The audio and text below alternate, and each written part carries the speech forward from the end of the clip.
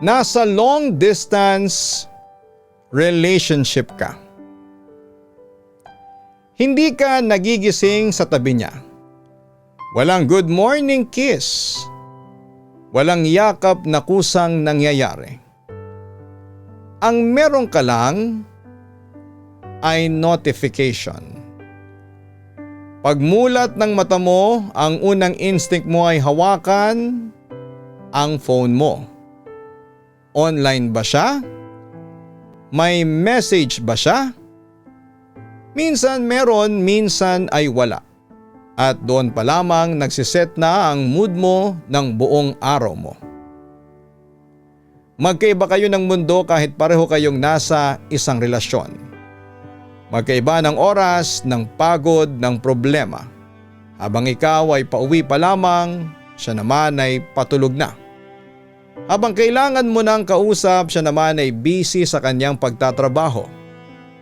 At habang gusto mong maging priority ay kailangan mong intindihin na hindi pwedeng palagi.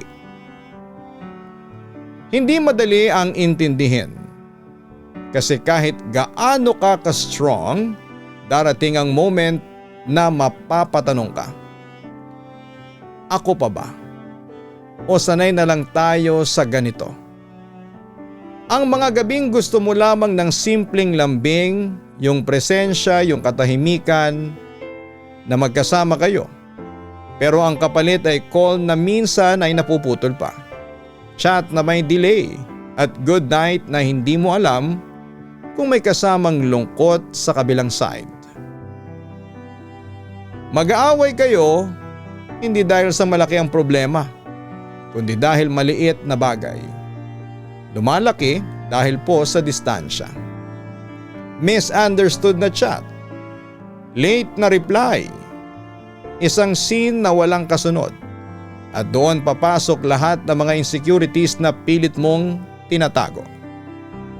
May mga araw na parang okay kayo, masaya, sweet at parang kayang-kaya. At may mga araw na parang ang layo-layo niya. Kahit isang message lang ang pagitan. At ang pinakamahirap, yung hindi mo siya kayang puntahan anytime.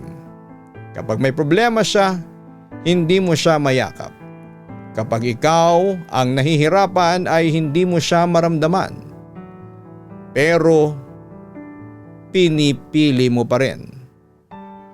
Pinipili mong maghintay, pinipili mong magtiwala kahit na may takot.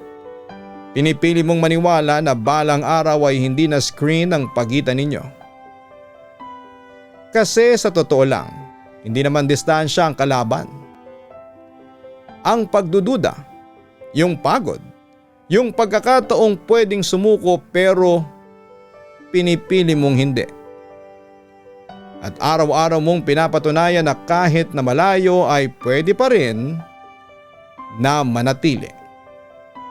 Pero hindi madali. Hindi kailanman naging madali ang lahat.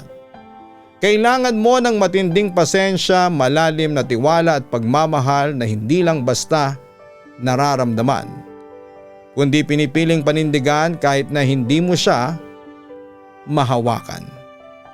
Ito ang totoo sa long distance relationship. Hindi siya para sa mga mahina ang loob, pero para siya sa mga taong handang magtiis ngayon para sa pag-asang magkasama bukas.